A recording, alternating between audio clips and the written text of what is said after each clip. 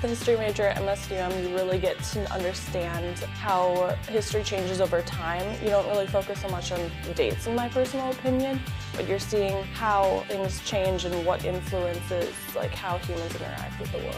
We have a lot of internships. We work with the Clay County Historical Society and the Minnesota Historical Society to have students doing hands-on work in the local museums, the Comstock House and the museum at the Yemcom Center. We also have a lot of students do research and work in the archives here on campus. The hands-on experience that you can receive here at MSUM would include presenting at conferences, or sometimes Dr. Morrow will take students on trips overseas. I really like the Reacting to the Past games that we get to do. Reacting to the Past is a role-playing pedagogy that allows the student to assume the identity or character in a given historical situation. Inside the pedagogy, the students practice writing, they practice argumentation, they practice public speaking. So that reliance on that pedagogy is something that helps train our students to do a variety of different skills. Students have become teachers, they work in museums, they go into law school, they go into grad school. Really, we're preparing people for a number of different careers. The history department here is really small, and so you really get to know your professors really well. They teach me a lot of valuable skills, such as like how to research, how to sustain an argument. So I think that's something that employers might value, and so they just really work together closely with you